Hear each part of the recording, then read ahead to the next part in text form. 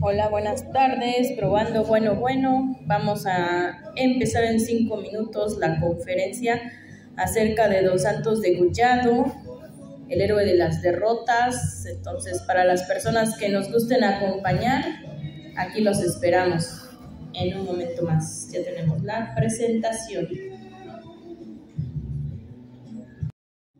A ver, vamos a tratar de grabar, aunque sea en audio, y si no, con la presentación.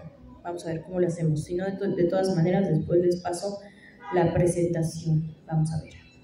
El gusto de presentar y escuchar a la maestra Diana Angélica Rodríguez Vargas, y es especialista en el siglo XIX, también de la máxima casa de estudios de la Universidad Autónoma de México. Ha escrito en diversas publicaciones como la revista Relatos e Historias en México, además de realizar visitas guiadas para la divulgación del patrimonio cultural, y ha publicado también Espadas y Cruces acerca del final justo de la Guerra de Reforma, dentro de su especialidad, por supuesto. En verdad, bienvenidas, y esperemos les encante esta charla con nosotros. Adelante, María.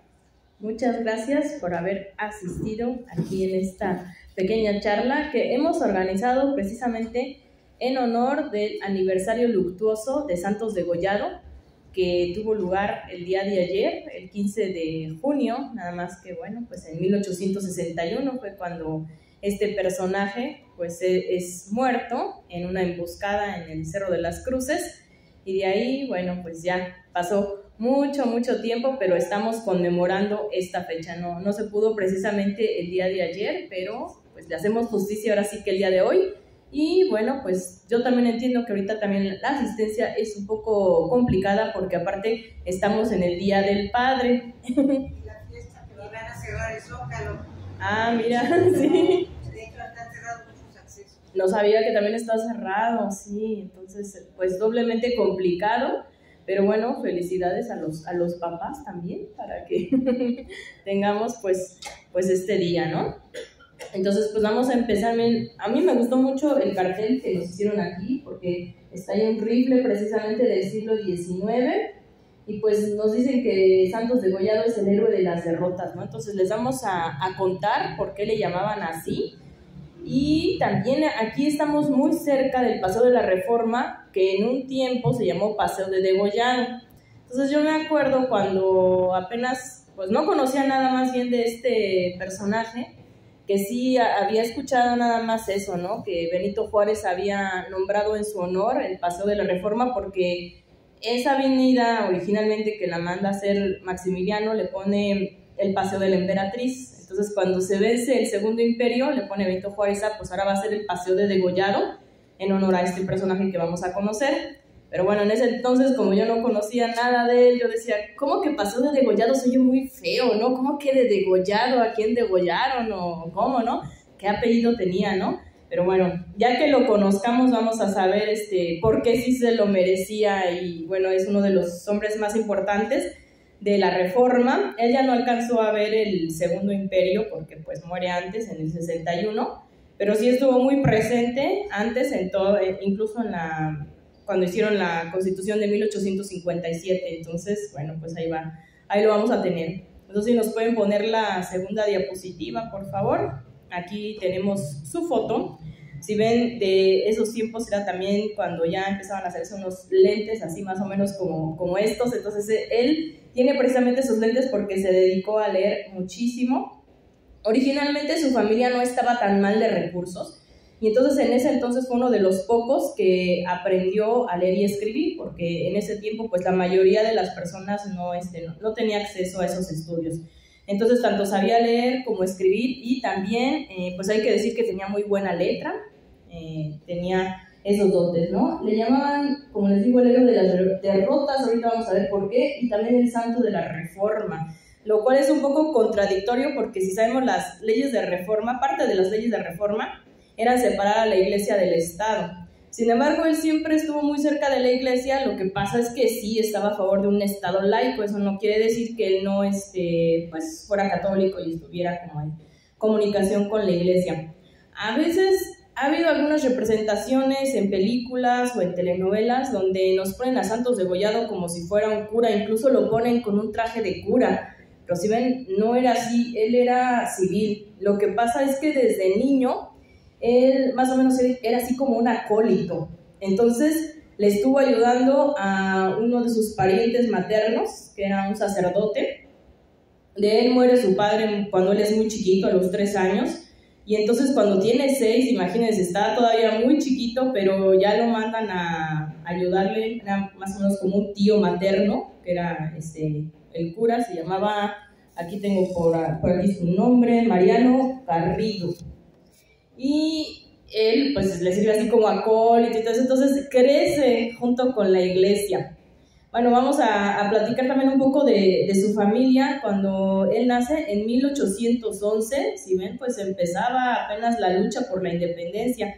Sin embargo, legalmente, pues aquí todavía el territorio de la Nueva España, entonces todavía nace pues en ese periodo. Sus padres, como les comentaba, sí eran de una posición acomodada, pero ya con lo de la guerra de la independencia, y por ahí también dicen que su papá andaba un poco en eso, pues pierden gran parte de las propiedades, entonces ya se quedan que no tienen tanto dinero. El papá muere cuando él tiene 3 años, entonces solamente alcanzan a tener 2 hijos, que es Santos degollado, y su hermano Rafael, que era como un año y medio menor. Pues digo, 3 años no les dio mucho tiempo, ¿no? De tener más hijos, porque en ese entonces sí eran así como que pues los que Dios les mandara, ¿no? Pero son muy poquitos. Y ya cuando pues muere el papá, la mamá se queda viuda y entonces busca el apoyo de este sacerdote, ¿no? Hay que decir también que Santos no era su nombre original, él se llamaba José Nemesio Francisco. Francisco pues era el nombre de su papá, entonces José Nemesio pues era su nombre, José Nemesio Francisco. Pero como nace un 30 de octubre de 1811, lo llevan a bautizar precisamente el 1 de noviembre. Tenía 2 días de nacido, estaba bien chiquitito, ¿no?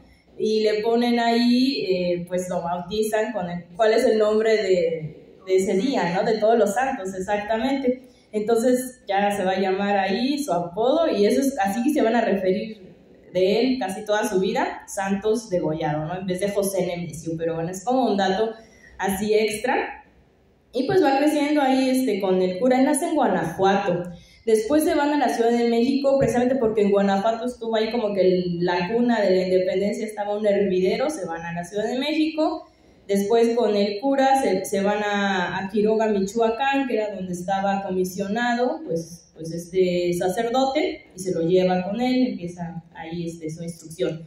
Aprende a leer, aprende a escribir, incluso pues no estaban tan mal en ese sentido de la educación, y recibe incluso clases de esgrima y de sable. Entonces eso le va a ayudar a él después para la milicia, porque pues ya en el futuro lo van a nombrar general, aunque él no pasa por una instrucción militar propiamente dicha, es decir, en el colegio militar pues ahí nunca va a estar don Santos, pero sí sabía de armas y sabía pelear. Aparte, hacía mucho ejercicio, era fuerte físicamente, pero también muy instruido, también sabía, como les digo, pues escribir muy bonito, y pues de esta manera va creciendo don Santos. Y pues vamos a la siguiente. Miren, tenemos aquí 3 lugares que tienen su nombre, porque es en su honor. Como ya les comentaba, aquí está el Paseo de la Reforma, que antes se llamó Paseo de Degollado. Tenemos el Teatro de Degollado en Guadalajara, bueno, también tiene sus columnas así un poco de estilo grecorromano, como las que tenemos aquí en la tumba de Benito Juárez. Y Huixquilucan de Degollado, que es el lugar donde lo van a enterrar, entonces por eso se le quedó ese nombre, Huixquilucan de Degollado. Y pues vamos a la siguiente. Vean, ahí ya se empezó a portar mal. Bueno, según su mamá y según el cura se empezó a portar mal. Pero hay que decir que Santos degollado en ese entonces tenía solamente 16 años. Entonces, digamos, la edad de la punzada, ¿no? ¿Quién no va a andar pues así portándose de esa manera, ¿no? De hecho, pues dice que los cachó el cura, por ahí lo tenemos, ¿no? Y le fue a decir a su mamá, oye, tu hijo ya se está ahí besando con una chava, ¿qué hacemos, no? ¿Cómo? Y bueno, esa es una de las versiones, porque otra sí nos dice que solamente lo vieron así, que se estaban tomando de la mano, pero como estaban dentro de la iglesia, estaban como en la banquita de hasta atrás, así tomándose de la manita, dijeron, no, esos comportamientos no son propios de un joven decente, y menos del ayudante del cura, ¿no? Porque pues no. Entonces, aunque tenía 16, pues ya dice la mamá, pues ¿saben qué? Cáselo para que no peque, para que no tenga oportunidad de pecar. Si apenas empiezas a hacer eso, pues case a mi hijo, ¿no? Entonces pues lo casan bien chavitos. No era común que los hombres se casaran a esa edad. A esa edad casi siempre sí se casaban las mujeres. Los hombres esperaban como que un poquito más, pero la mamá dice, no, ya esto no podemos estarlo tolerando, y pues es cuando se hace el matrimonio. Entonces años después incluso le preguntan a Santos, oye, ¿y no te enojaste cuando tu mamá te obligó así como que a casarte a esa edad? Y él dice, no, ¿por qué? No, dice, mi mamá, pues yo le tenía que hacer caso. Dice, es más, si mi mamá me hubiera dicho, tírate un pozo, si yo me tiraba un pozo, ¿no? Porque pues le hacía caso. Y dice, y al menos no me dijo eso, ¿verdad? No me dijo que me tirara un pozo, me dijo, cásate, pues se casó. Pero lo que sí es que ya de ser él solo, pues tenía que empezar a mantener a su esposa y a su futura familia. Y que por cierto, él tiene, igual que su papá, así como que siguiendo la tradición, tiene también 2 hijos, nada más. Entonces ahí ellos sí como que tuvieron esa planificación familiar, pero también porque después él se dedicó mucho a estar en las batallas, entonces pues igual ya no hubo tanto tiempo, pero solamente tuvieron 2 hijos. Pero también, como ya no le alcanzaba muy bien ese gasto, el cura de ahí del pueblo tampoco es que tuviera tanto recurso como para estarle pagando ya para una familia. Él dice, no, pues ya me voy a ir de aquí, y se va a la ciudad de Morelia. Y entonces, como sabía muy bien escribir y tenía una buena letra, lo van a contratar pues, para que empiece a ser escribano. Primero ahí con unos abogados, después con un médico, porque pues ya sabemos que los médicos tienen esta fama de tener una, sí, ¿verdad? La llamada letra de doctor.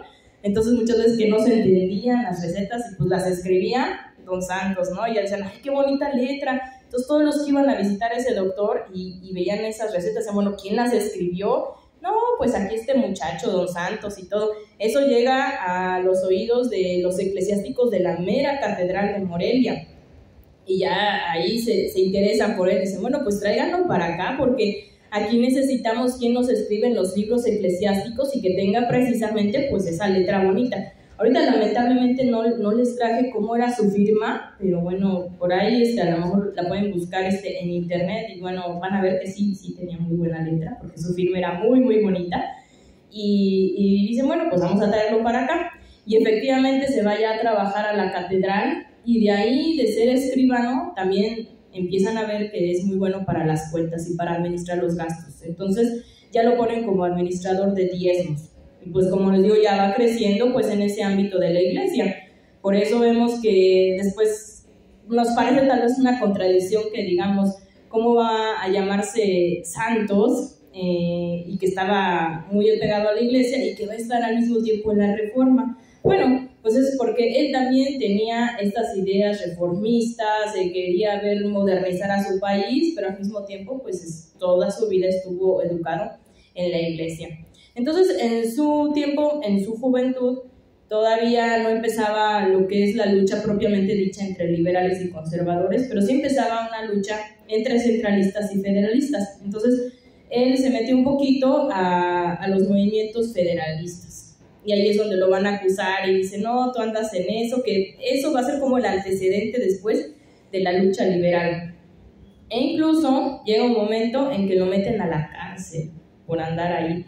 Pero realmente quien más estaba ahí era su hermano menor, Rafael, y muchos andan diciendo, pero ¿cómo él va a andar en eso? No, están muy equivocados, él es un joven muy decente, está ahí en la iglesia, está en la catedral, trabaja ahí, ¿cómo va a estar en eso, no? Entonces muchos van a testimoniar a su favor. Sin embargo, pues sí va a pasar un tiempo ahí en la cárcel, en 1840, por andar en esos movimientos, y las autoridades de la catedral ya lo extrañaban mucho porque él hacía muy bien las cuentas, entonces le llevaban el trabajo a la cárcel y desde ahí se lo sacaba. Entonces decía, bueno, pues vamos a aquí a hacer estas cuentas, a escribir esto, o sea, no dejó de trabajar ni siquiera en la cárcel. Ya cuando salió, que dijeron, bueno, se le quitaron esos cargos, porque les digo, muchos testimoniaron a su favor, pues dijeron, bueno, pues ya va a estar libre. Después va a tener como un amigo a Melchor Ocampo, que tenían más o menos la misma edad. Melchor era como 2 o 3 años menor que Santos, pero ya estaba como un poco más posicionado en la política, y entonces también Melchor va a influir mucho con sus ideas, y ahí sí ya liberales, a su amigo Santos. Y entonces a Melchor le va a encantar que Santos tenía tanto una instrucción que era muy culto, como también que sabía pelear, y decía, bueno, pues él nos puede ser muy útil como tanto para la guerra como para estos enfrentamientos, que de hecho ya había estado un poco ahí del lado de los federalistas, como también pues en labores intelectuales, de ideólogo. Entonces, bueno, pues yo lo voy así como que a traer a esta causa. Y entonces es precisamente Melchor Ocampo, así que pueden poner la siguiente para que ya no veamos la escena indecente de Don Santos. Bueno, pues ahí está ya con esos lapicitos porque tenía muy buena letra. Entonces la siguiente, miren, ahí está Melchor Ocampo, está Guillermo Prieto y precisamente Santos Degollado. Les digo, pues Melchor Ocampo lo va a traer ya más a otras labores, e incluso, bueno, pues como Melchor estaba en el colegio de San Nicolás, allí en Michoacán, pues lo va a invitar a él también a que sea maestro de ahí, e incluso en un tiempo se va a colocar como rector interino, que ese puesto lo tenía Melchor Ocampo, ¿no? Y desde ahí, pues sí, ya va a empezar como que a cumplir con ambas funciones. Era maestro de ahí, pero en una ocasión había también una feria ahí cerca, y que andaban ahí como lazando un toro, y nadie lo podía lazar, era muy difícil, ¿no? Que las personas pudieran. Y él dice, no, pues yo lo hago, ¿no? Porque él en el pueblo donde había crecido, pues sí, tenía entrenamiento físico y todo. Dice, no, maestro, ¿cómo cree usted? No. Ah, no, sí, ¿cómo no? Me voy a quitar aquí el saquito, aquí lo dejo, esta corbatita, y pues va ahí y atrapa al toro, ¿no? Y entonces eso también ve Melchor Ocampo y dice, wow, es que él para las batallas sería pues genial, ¿cómo puede hacer eso, no? Sí, el maestro es el que logra lazar al toro, ¿no? Y sí, se va desenvolviendo en esas dos aspectos. Y bueno, pues después de eso viene pues ya la lucha contra Santana.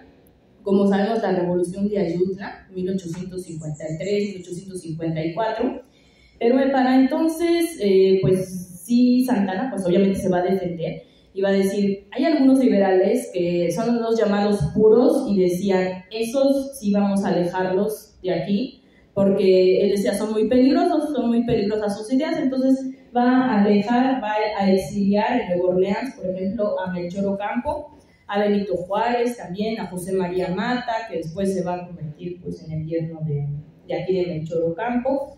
Pero va a haber unos personajes que van a decir, pues no son tan peligrosos, ellos se pueden quedar aquí en el país, y son precisamente Guillermo Prieto, que ahí lo tenemos, que por cierto Guillermo Prieto, pues como sabemos fue el que salvó a Juárez, ¿no? Ya en la Guerra de Reforma, que dice los valientes no asesinan, pues ahí está, ¿no? Porque Guillermo Prieto era un poeta, él nunca estuvo así como que, bueno, un poquito sí, pero no tanto, ya así como en las armas se metía poquito. Y pues Santos Degollado, por su pasado eclesiástico, también digamos, pues decían, no es tan peligroso. Entonces, por eso Guillermo Prieto y Santos Degollado pues no fueron exiliados como los demás, pues sí. Entonces vamos a ver la siguiente. Tenemos entonces, bueno, esta es una portada de un libro de Victoriano Salado Álvarez, y ahí pusieron precisamente a Santos Degollado, porque va a ser uno de los principales protagonistas de la Guerra de Reforma. Eso ya va a ser otra etapa, ya posteriormente a la Revolución de Ayutla. Ahí en la Revolución de Ayutla pues se dio a conocer entonces, ya cuando expulsan a Santana, pues ven que él tanto era ideólogo, tanto sabía luchar, y pues lo van a querer también en esto de la Guerra de Reforma, y le van a ir haciendo nombramientos. Hasta entonces solamente había sido subteniente, y eso en la lucha contra los centralistas. Posteriormente ya es un teniente en la Revolución de Ayutla, pero en la Guerra de Reforma ya lo van a nombrar general. Sin embargo, aquí va a ocurrir algo muy peculiar. El ejército conservador en la Guerra de Reforma era mucho más profesional, y muchas veces quien comandaba al ejército conservador era Miguel Miramón, y pues él había estado ahí en el colegio militar, entonces sabía mucho de tácticas, y en muchas ocasiones, aunque el ejército de Santos Degollado tenía más hombres, era mucho más numeroso, pues muchas veces sí le ganaba Miramón. Entonces fue ahí cuando le empezaron a decir precisamente pues el héroe de las derrotas, porque ¿qué pasaba? Que sí muchas veces perdía las batallas, pero él volvía a reorganizar los ejércitos y decían, esa es una gran labor, no cualquiera hace eso, no cualquiera se levanta de esa manera. Y entonces eso fue como que ese apodo, ¿no? Ya decíamos, el santo de la reforma por esta formación eclesiástica y por su apodo, bueno, más bien su santo, el día de su santo, y el héroe de las derrotas. Entonces, si alguna vez nos va mal en la vida, que de plano ya perdimos así mucho, pues acordémonos, ¿no? De que él siempre se volvía a levantar, siempre volvía a reorganizar todo. Entonces, para que veamos, fue héroe hasta de las derrotas, ¿no? Y pues vamos a la siguiente. Miren, aquí está precisamente lo que hacía con su enemigo Miguel Miramón, que está ahí del otro lado. A él se le empezó a ocurrir hacer una serie de negociaciones, porque eso es algo que también ella tenía desde chico. Como ven, pues sí era él fuerte físicamente, por eso era bueno para luchar, pero no le gustaba mucho pues entrar en conflicto, también era conciliador. Entonces cuando era niño, lo que hacía era que sí trataba de llegar a un acuerdo. No querían, pues bueno, ya ni modo, ¿no? O sea, decían, vamos a llegar a un acuerdo aquí entre estas canicas, ¿no? A ver de quién son, cómo nos las repartimos. No, los otros son broncudos, no quieren, pues ni modo, a pelear, ¿no? Entonces es lo mismo que pasaba antes de algunas batallas. Esta fue antes de la batalla de la estancia de las vacas. Pues ahí nos dicen las crónicas que se reunieron, por ejemplo, abajo de un mezquite, y ahí le empieza a decir Santos, bueno, realmente vale la pena que nos estemos peleando de esta manera, vamos a llegar a un acuerdo, ¿no? A lo mejor ustedes pueden aceptar parcialmente la Constitución de 1857, vamos a ver si nos ponemos de acuerdo. Y pues Miramón le dijo que no, porque pues era lo que rechazaban los conservadores, esto de la Constitución, eso sí, no lo aceptaban para nada, pero esa negociación sirvió para ganar tiempo. Él decía, bueno, pues vamos a reorganizarnos entre que hablamos y todo, y además también tenía otro propósito, porque también por ahí andaba Leonardo Márquez, que Leonardo Márquez pues era de la parte conservadora. Decía, ese tipo de negociación no le va a gustar a Leonardo Márquez, entonces eso va a provocar una división entre Miramón y Márquez, y pues eso nos va a convenir a nosotros. Y efectivamente eso pasa. Pero también Miramón había aceptado eso porque dijo, bueno, pues yo también voy a ganar más tiempo de mi lado, y Tomás Mejía ya viene con algunas tropas a ayudarme, y también pasa eso, que sí lo auxilia. Y como no quedan de acuerdo, le dice Miramón a Santos, dice, pues no va a ser así, dice, entonces mañana yo le gano a usted, como 2 y 3 son 5, ¿no? Así, y efectivamente le gana, pero le dice Santos Degollado, está bien, pero a la larga, dice, vamos a ganar nosotros, porque creo que nuestras ideas como que van a tener más boga aquí, ¿no? Como que es más la justicia. Y efectivamente, ya sabemos que a la larga, pues ganan los liberales, aunque bueno, pues vamos a ver qué es lo que pasa con Santos, ¿no? Vamos a la siguiente.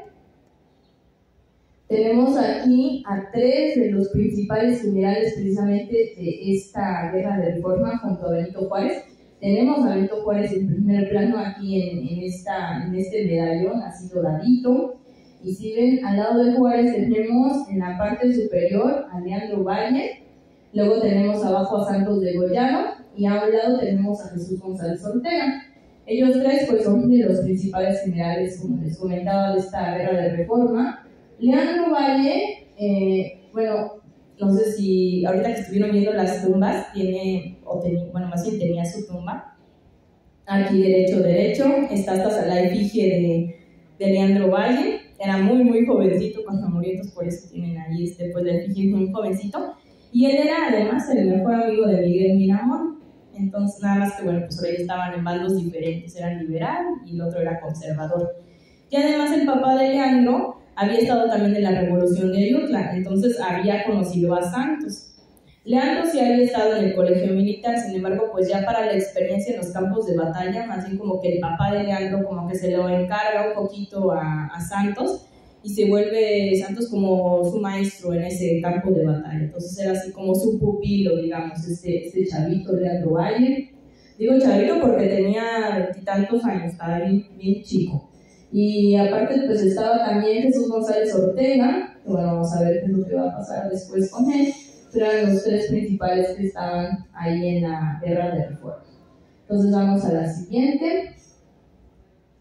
Bueno, eso ya va a ser después, porque primero les cuento qué es lo que pasó. Ahí está también Don Santos Degollado con sus lentecitos y Jesús González Ortega, pero vamos a ver qué es lo que pasa ahí, ¿no? Lo que sucede es que les digo que a Don Santos pues sí le gustaba negociar las cosas. Entonces también trata de llegar a un acuerdo con Miguel Miramón ahí en Veracruz, antes de que Miramón ataque ese puerto. Tampoco funciona y bueno, a Juárez le gustaba de todas maneras eso porque decía, bueno, estás ganando tiempo. Pero después vuelve a tratar de hacer otro arreglo con ayuda de un ministro inglés que se apellidaba Matthew. Y ahí sí dicen, bueno, es que esto se puede considerar ya como una injerencia, una intervención pues de este cónsul inglés, pues ya sería como que está interviniendo un extranjero, ¿no? Entonces a Benito Juárez no le gusta eso, porque él sí ya quería acabar con la guerra, decía, ya es mucha guerra, ya vamos a ponernos de acuerdo. Y se había ofrecido este cónsul pues como que a mediar. Pero también lo que había dicho el cónsul era de que, bueno, primero lo que vamos a hacer, que era su idea, es que renuncien Benito Juárez y que renuncie Miramón. Eso obviamente no le iba a gustar a Juárez, ¿no? Porque dice, pues como, y aparte tú no tienes derecho como a andar decidiendo estas cosas. Entonces lo destituye, le quita el mando de las tropas, él ya era general en jefe.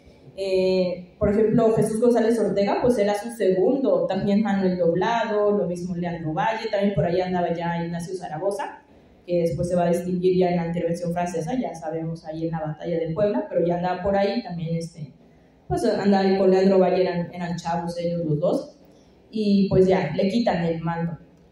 Y le dicen a los generales, ya no le hagan caso a Santos Degollado, él ya no va a ser su general, entonces va a poner como general en jefe precisamente a Jesús González Ortega. Que bueno, después Benito Juárez también va a tener problemas con él, porque ya sabemos que como que se pelean por ahí por la presidencia, ¿no? Con González Ortega, pero eso ya es otra historia. Entonces, en ese momento lo que sucede es que sí, ya queda nada más González Ortega pues al mando, y Santos Degollado se queda pues en la nada, ¿no? Porque ya le habían quitado pues las tropas. Entonces dice, bueno, pues voy a ir a visitar a mi amigo Felipe Berriozábal, que está en Toluca, y de ahí pues ya me voy a ir con mi familia, ¿no? Ya estuve mucho tiempo lejos de mi familia, entonces pues ya ni modo, me voy a dedicar a la vida civil. Y no es que no le haya dolido, él sí, incluso hasta le enviaba cartas, por ejemplo, a Melchor Ocampo, donde le contaba cómo se sentía en esos momentos, y decía que sí, que él consideraba que habían sido como que un poco desagradecidos, ¿no? Porque decía, por esto que intenté hacer, pues ya me destituyeron, pero eran mis generales, ¿qué voy a hacer ahora?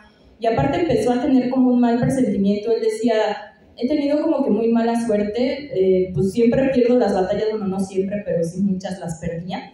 Y decía, yo tengo el presentimiento de que me va a pasar así como al mártir del Gólgota, es decir, como a Jesucristo. Y decía, yo creo que voy a morir como en un monte, va a ser como un calvario, porque mi vida es como un calvario. Y pues ahorita vamos a ver más o menos cómo es su muerte, porque sí, muere en el Cerro de las Cruces. Entonces, miren que su presentimiento pues no estaba tan equivocado, ¿no?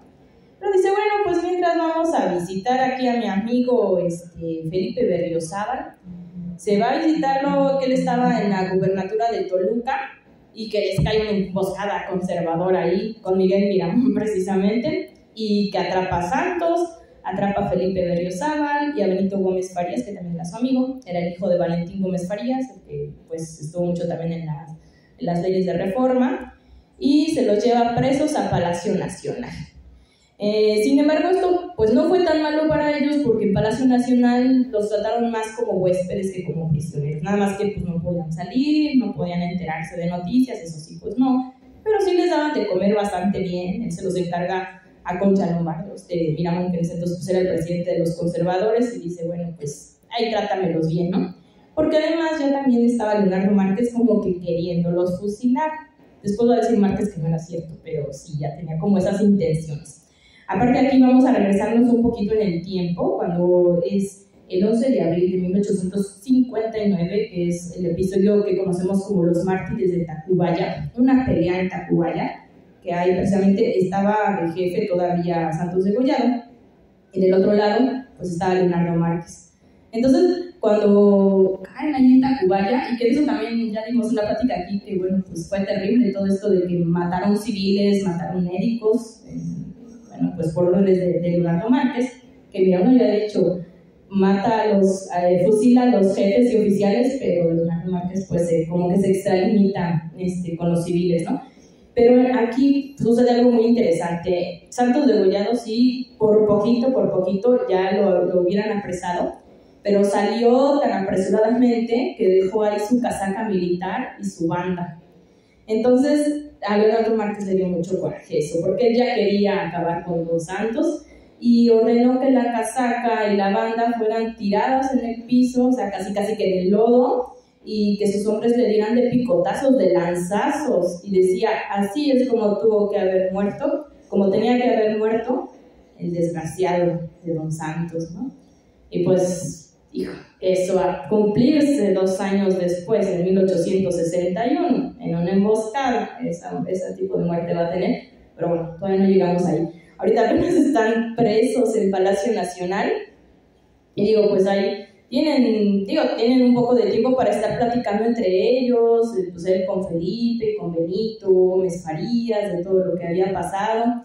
Hay que reconocer también que estas extralimitaciones que a veces hacía más encarnizada esta guerra, pues conocemos del lado de Leonardo Márquez, ¿no? Esto de los mártires de Tacubaya, que muchas veces sí se pasaba, pero del otro lado también había personajes como Antonio Rojas o Pueblita, que también eran bastante tremendos del lado de los liberales, y eso ya había pasado, por ejemplo, con el fusilamiento de Blancarte.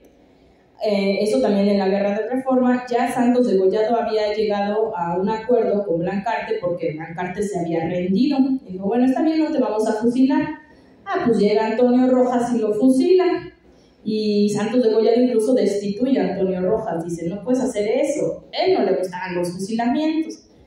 Sin embargo, después ya vuelve a aceptar a Antonio Rojas porque pues lo necesitaba, ¿no? En ese entonces sí pasaba eso de que había personajes que se extralimitaban, como del otro lado de Leonardo Márquez, pero volvían a ser aceptados en la lucha porque pues los necesitaban.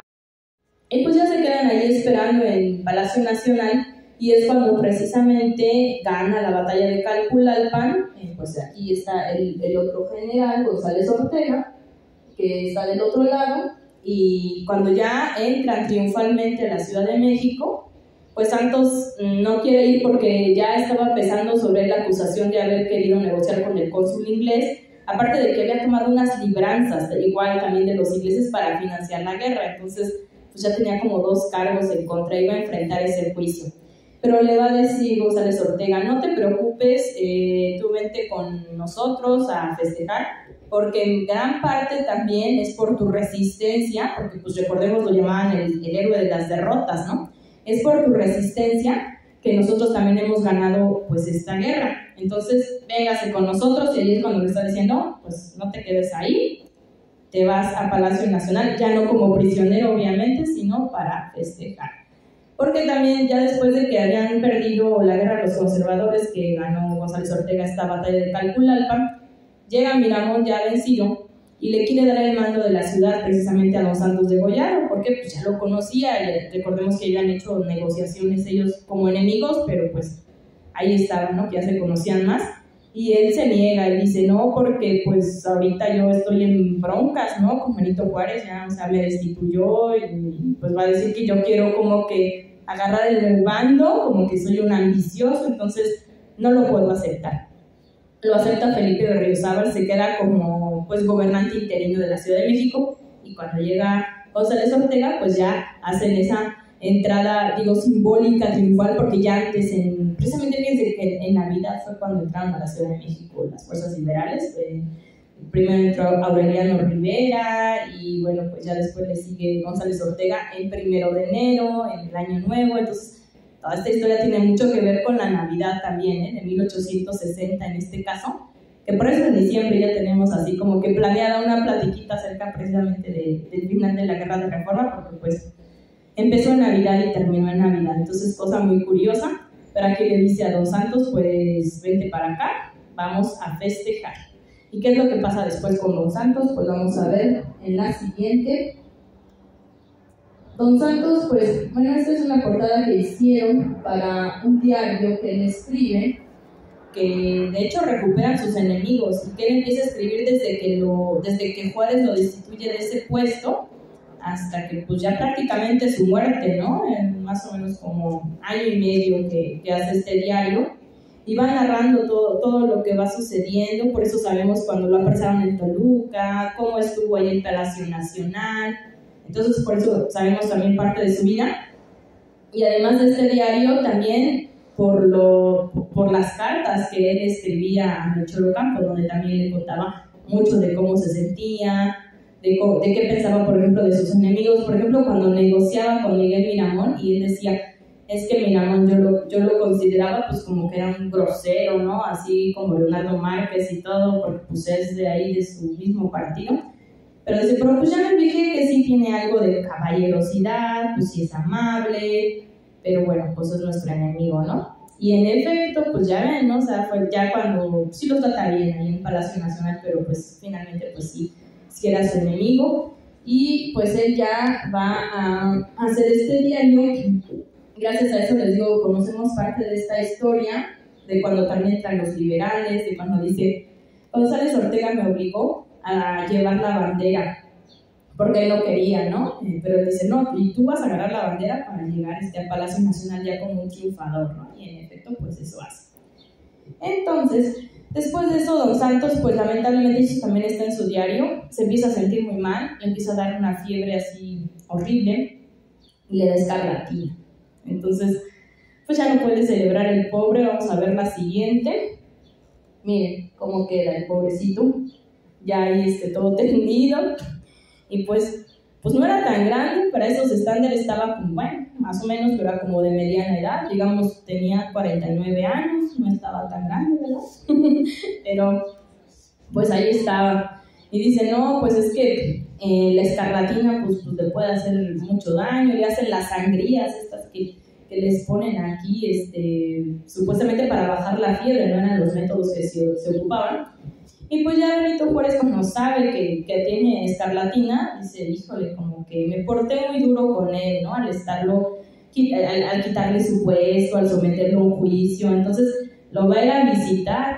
Él se queda ya después de este episodio, se queda en la casa de Benito Gómez Farías, él se la ofrece, y lo van a visitar José María Mata, precisamente pues esta triada de liberales puros, los que habían sido exiliados a Nueva Orleans, Melchor Ocampo, su gran amigo, y Benito Juárez lo van a visitar.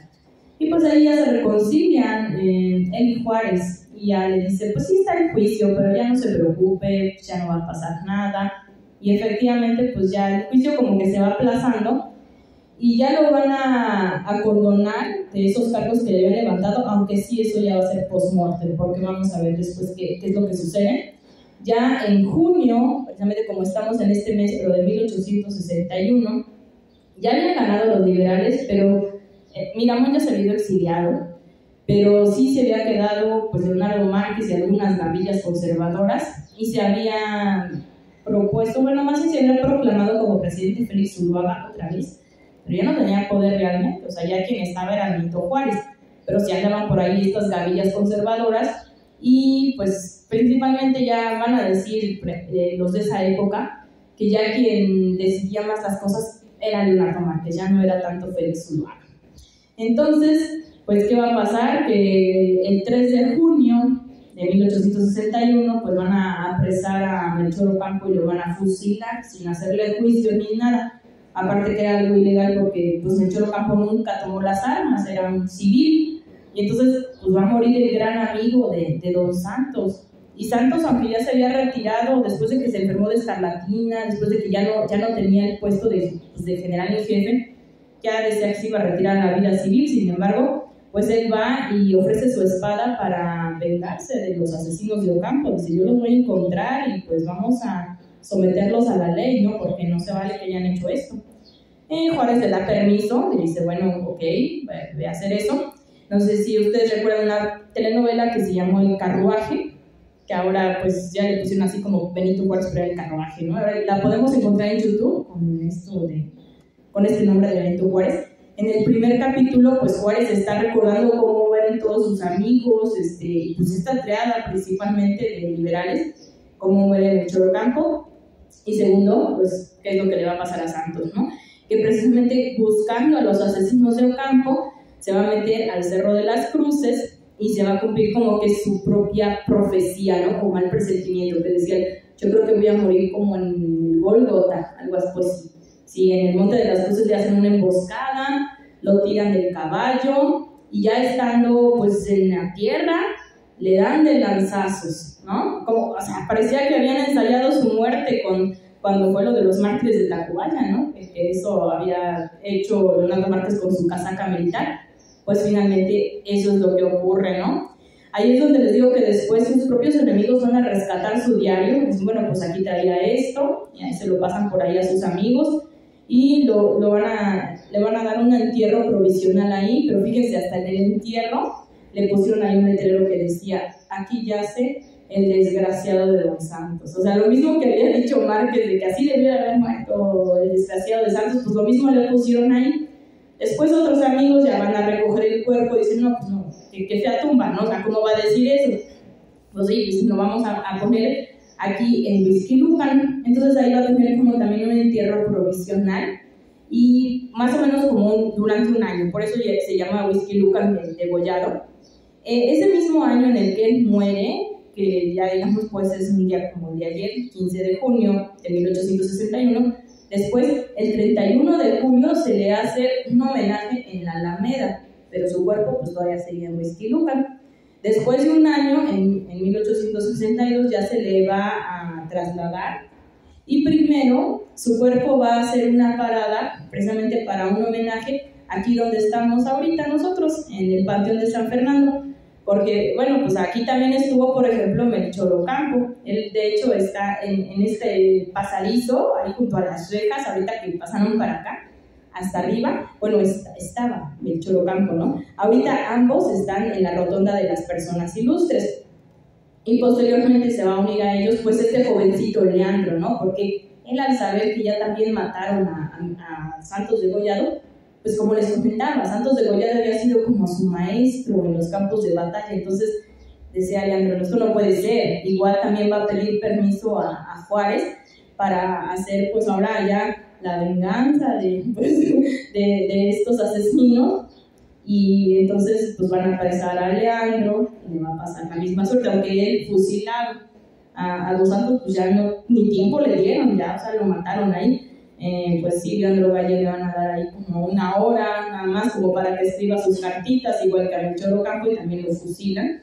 Y Leandro Valle también estuvo aquí, como les comentaba ya, pues al final del pasillo, ahí está también la tumba de Leandro, y pues son los llamados pues mártires liberales, los tres que murieron en junio, así como conocemos también que del otro lado murieron en junio Maximiliano, Miramón y Mejía, fusilados en este mes, nada más que ellos tres sí juntos, el 19, pues también en este mes es Melchor Ocampo, el 3, Santos degollado el 15, y Leandro Valle el 23 de junio, o sea, el próximo domingo va a ser el aniversario luctuoso de Leandro, que por cierto, el año pasado, pues cuando ya empezamos a ver aquí estas pláticas conmemorativas pues, de estos sucesos, hicimos precisamente pues un aniversario luctuoso de Leandro, que eso fue precisamente el día, ¿no? de su muerte, y esta vez queríamos hacer lo mismo pues el día de ayer, que fue lo de Santos, pero bueno, por un día estamos aquí conmemorando pues también este hecho, y que los tres se encuentran ahora en la rotonda de las personas ilustres. Ahora vamos a ver la que sigue. Y esto se les reconoce por eso a ellos tres como grandes ideólogos de esta guerra de reforma. Como les comentaba también, incluso Santos degollado participó en el Congreso Constituyente de 1857, entonces estaba tanto en los campos de batalla como en las ideas. Esta es una portada de un libro pues para niños, pero si ven en la parte de abajo, lo rescaté por eso, que también tenemos a Santos de Gollado, a Melchor Ocampo y a Leandro Valle. Sin embargo, hay uno ahorita que está en Nacional de Carlota, pero ya cuando ellos llegan, pues ya ellos tres ya habían muerto, ya no estaban ahí. Ahí está Juárez y Margarita Maza. Entonces, para que veamos pues algo emblemático de esta lucha, vamos a la siguiente. Y tenemos finalmente cómo está su tumba. Ahí una foto de Santos de Gollado y una foto de su tumba ya en la rotonda de las personas ilustres, porque les comentaba que aquí lo trajeron para, digamos, lo que ellos llamaban una corona fúnebre, que no solamente son estas flores como que las conocemos como coronas, sino que también daban discursos ahí. Entonces viene de hecho un documento con toda la corona fúnebre de Santos de Gollado. Esta está digitalizada en la Universidad Autónoma de Nuevo León, la podemos encontrar ahí en el fondo Alfonsino, y ahí están todos los discursos que se dieron, ¿no? Y de ahí lo trasladan al Panteón Inglés, donde está mucho tiempo, y ya en el siglo XX es cuando lo trasladan a esta tumba en la rotonda de las personas ilustres, y pues ahí es donde tenemos aquí a don Santos de Gollado en memoria de pues su muerte, que fue ayer, hace muchos años. Y pues les agradecemos mucho que hayan estado aquí con nosotros en esta plática. Muchas gracias. Si tienen alguna pregunta, algún comentario, con todo gusto. Sí. ¿Concha Lombardo es la esposa de Miguel Miramón? Sí, ella es la esposa de Miguel Miramón. Así es. Jugó un papel importante, ¿no? Sí, ella, pues también comentábamos ahorita, por ejemplo, ¿no? Que cuando apresan a ellos, que Miramón le encarga a los prisioneros, ¿no? Ella como en calidad de primera dama. Y sí, gracias a ella también sabemos muchas anécdotas, porque como escribió su diario, también incluso pues va a escribir acerca de estos personajes, ¿no? De los que estaban ahí presos. Y es curioso porque ella también tenía familiares que estaban en la lucha liberal. Pero sí, tenemos un gran testimonio de Concha Lombardo. Sí.